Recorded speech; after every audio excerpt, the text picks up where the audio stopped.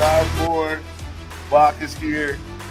Mr. Farley, the black shirt, is here. Good morning. Can I call him the black shirt coach? Sure. Okay. I just want to make sure. I just want to know if I earned the right to be called a black shirt coach. I would say many times over. Thank you, sir. It's a great honor to have you here today, Coach. Well, thank you. Absolutely. Good to be here. Absolutely. So, Coach, we at Wingstop. I know I am going to go right into it. It's game week. There's 2 days in the wake up, and then it'll be game time in Dublin. If you were preparing for a game, what would Monday look like, and what would the week look like? Well, probably, Vershan, on a normal week, you haven't had a whole lot of time because you played the previous Saturday. And with the first game, that's not true. You know, you've got a better part of 4 weeks to get ready. And so it's probably a little different. But normally on a Monday, normal season game, you'd probably put in anything new that you were going to put in, offensive, defensive. Probably be in helmets and shoulder pads. You wouldn't do a whole lot of hitting, but a pretty thorough practice, but more mental. And then after that, Tuesday, Wednesday were really hard practices, full pads, some contact. Thursday back off a little bit, sweat clothes, and then Friday just kind of a walk through. So we always tried to work hard in the middle of the week and then get them back by Friday, Saturday, and have their legs under them. And so, but it'll be a little different over there. And of course, they're adjusting to a new environment. There'll be some sightseeing, and you're hoping the players don't get distracted too much. And but I've been down and watched them a couple times, and they look the part more than they have. And I think Scott feels fairly confident. And I would have to echo his sentiments that this is a better football team. The schedule's probably, you never know, how strong the schedule's going to be, but at least on paper, looks a little more favorable than last year. When you look at this game, if you were going to script the first 5 plays, what would you script? Well, I'd probably, I'll just tell you what I normally did. We usually scripted the first 13, 14 plays, and we'd probably be in a different formation every play. And because you'll normally find that a team will focus more on certain things. And if we found that we came out in a formation and they didn't seem to be lined up very well against it, then we'd make mental note of that and then come back to it and start attacking them in areas that they seem to be a little bit weak when they lined up. Now, how Whipple will approach the game, I don't know, have no idea. But I think probably somewhat similarly, he'll probably be in several formations early and give them some motion and some shifting and just see if there's some things that but you're going to find that Northwestern defensively will be pretty sound. They're not going to line up and beat themselves, and they usually have pretty good players up front. And so the big thing I think in this game is going to be turnovers. Nebraska probably will have a better team, but if you go -2 turnovers, it's anybody's ball game. You go -3 turnovers, and you're probably going to lose. And so that's always the nerve-wracking thing, particularly in a first game, because you're not totally sure how people are going to react under game situation. When you're talking about turnovers, how many points to you is a turnover worth? Is that worth any points? Is it worth 3 points? You know what I mean? In the grand scheme of a game, when you turn that ball over, do most teams turn those into points? Yeah, I would think it'd be worth somewhere in the 4 or 5 point range, because if you don't turn it over and you just punt the ball, that's 40 yards that you're going to pick up. And that's the thing that people don't really understand about football is field position is a big deal. And you sit in the stands and it doesn't really register with you. But I used to be on the college football playoff selection committee, and we had all kinds of data. But the thing that I eventually came to focus on was primarily field position and what happened every change of possessions. And usually the top 4 teams at the end of the year were +4, +5, +6 yards every time there was a change of possessions. And sometimes, and that was a lot of it was kicking. Sometimes it was turnovers, sometimes it was penalties, but they just operated more efficiently. And in the course of a game, if you pick up 5 yards per change of possessions and there's 15 possessions, that adds up to 7 to 10 points. And so usually the top 4 teams at the end of the year that go into the college football playoff are going to be people who are pretty efficient and they have a good kicking game. And I think this year there's been a lot more focus on kicking. And I think Bill Bush will be quite a fine addition there. I think they're putting their best players out there. We used to have Terrell, and we had guys that could run and tackle.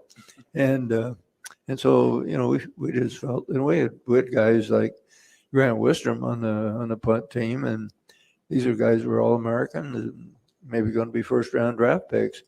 But we felt that the kicking game was so critical that you had to have your best players on the field. What was that when you talk about that point total? What is the kicking game point total worth to you as far as the different facets of the game? Well, there's another team out there too. So if they have a good kicking game and you have a good kicking game, it's probably a net zero. But if they have a real good kicking game and you don't, then you're probably -10, -14 points. And if you look at last year, we fair caught the ball almost every punt return. And so we were losing probably 7 to 10 yards per exchange just on no punt return. And I think they've got better punt returners this year, some guys that they're pretty confident in. And so if you can break 1 or 2 during the season and then get substantial returns steadily throughout the game, it's going to make a big difference. Now, Coach, they asked Scott Frost to take a CEO role. Now, the CEO role as a head coach, is that walking from station to station to station to station every day, checking on players, and how did that go when they asked you to take that CEO role?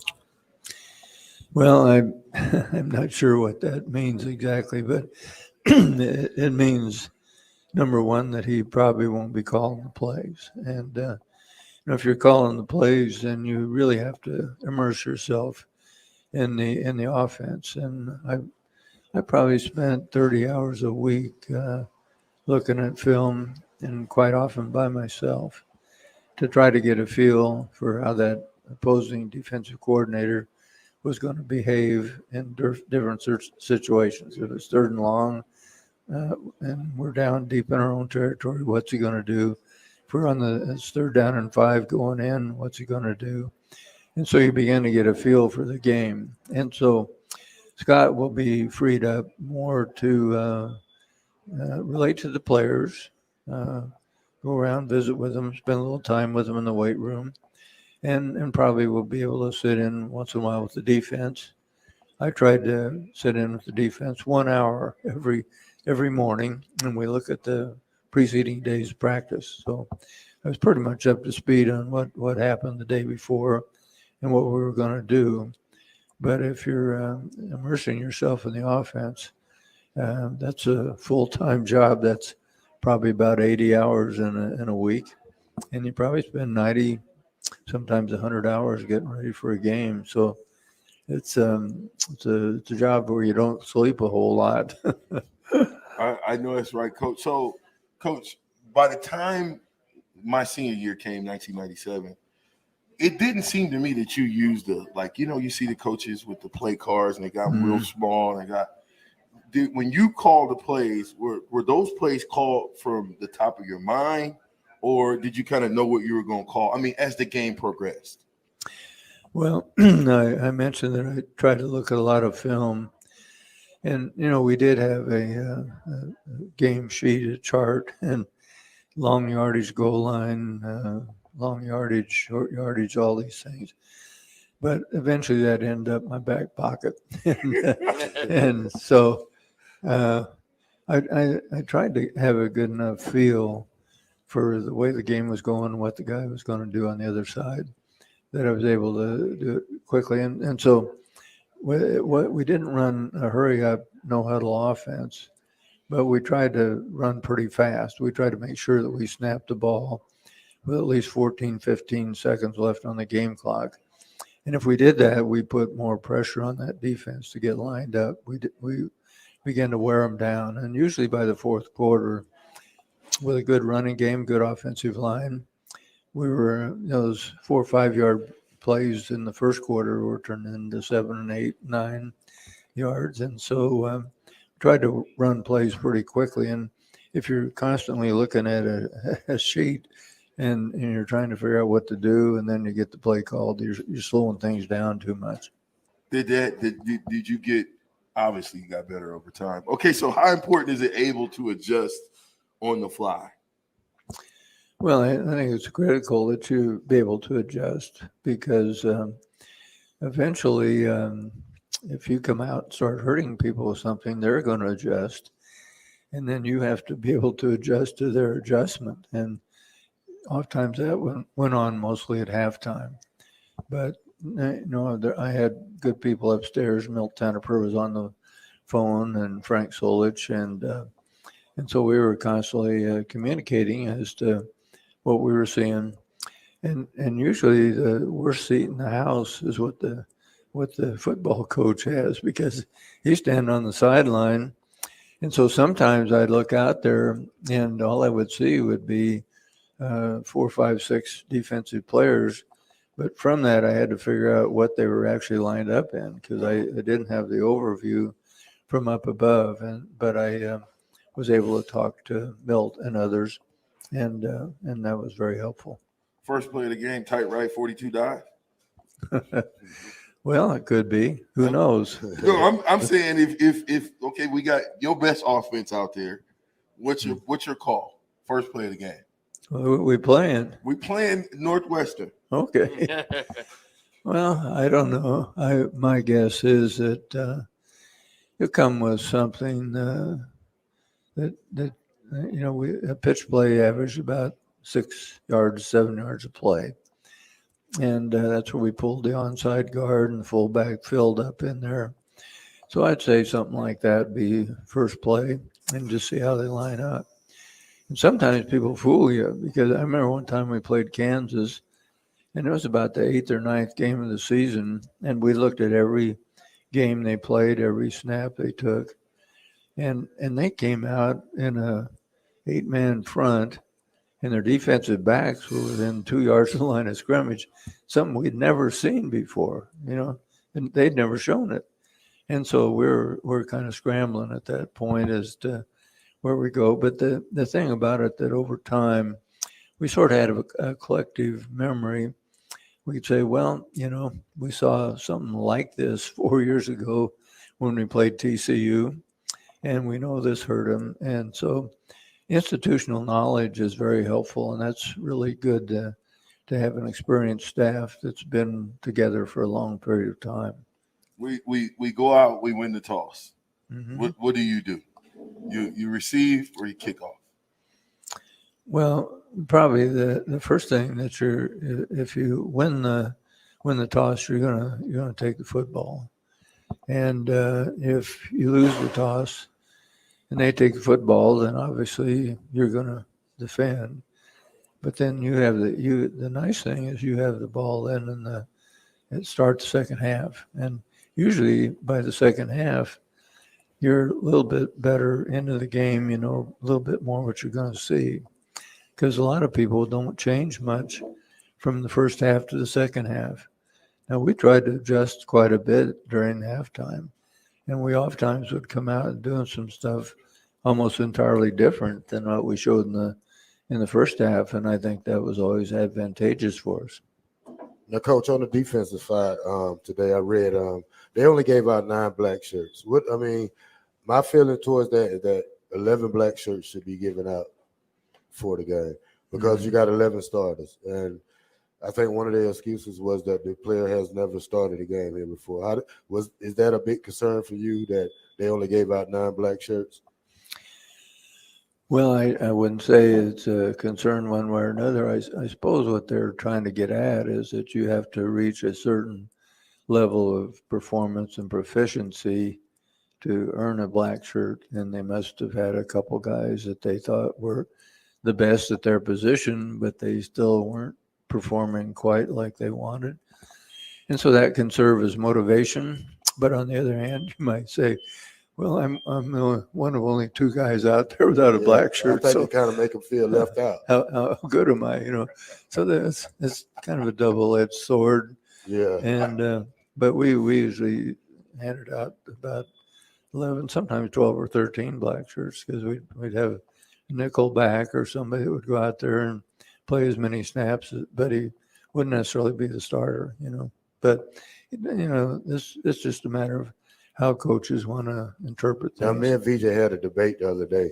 How many black shirts did? I mean, just at the end of the year. You said no. You said 11 or 12. But I think like when we played, we had like around 15 to 17 black shirts at the end of the year. Well, I knew we had more than 11. I didn't know we had 15 to 17. Well, we had Phil and Doug that was starting. Then they were switching in and out. Then you had me and Terwilliger. We were switching in and out. Jamel and Jay Foreman. So that was that's 6 right there. That's just the linebackers group. Right. So you're thinking of the DBs with the 4 and then you probably add Eric Stokes, because he was, basically like a starter to us. And then on the defensive line, so I'm counting at least 13 to 14. Oh, yeah. Yeah, I'd say 13, 14. Easy, and maybe 15. Yeah. But again, I guess you're just looking at players. Have they risen to a certain level of proficiency? And do you feel like you can put them out there and you're not going to drop off hardly at all? They're a starter, even though they may not have started the game. They're playing like a starter. And and I imagine that'll happen this year too. I imagine that next game you'll probably see 11 black shirts, and maybe eventually you'll see 12 or 13. But we really had some good players too, though, and we were very strong on defense and very strong on offense, and that made a big difference. And of course, a guy like you're fast. You could cover backs out of the backfield, and then you also held up well against the run, and you were a best punt blocker. You blocked 4 or 5 punts every season, and so you're a very versatile player, and helps to have a guy like that around. Coach, how important? What is a black shirt? What does that mean to you? Just being a black shirt. Well, I guess I'll tell you a story how it came about. I was here when Bob Devaney came here, and we had a lot of players. At that time, in the Big 8 conference, you could give out 45 scholarships a year, and there was no upper limit. So you had 150, 160 guys on scholarship, and that was one of the strengths of the Big 8 because we had more players on scholarship than anybody else. But anyway, you'd have 4 teams, 4 offensive teams, 4 defensive teams, and so that would put the offense in red jerseys, and then defensively, Mike Corrigan went down to the sporting goods store and he bought pullover jerseys, and he bought some black jerseys and some gold jerseys and some green jerseys and some white jerseys. And the first team got black shirts, and the second team had gold, and the third had green, and the fourth had white. And that was simply for contrast. And then somehow eventually people said they started calling black shirts go here, black shirts go there. And it came to mean more than just a pullover jersey. But that went clear back to 1962. And and what the sporting goods store happened to had in terms of pullover jerseys. So it wasn't anything magical, just something that happened.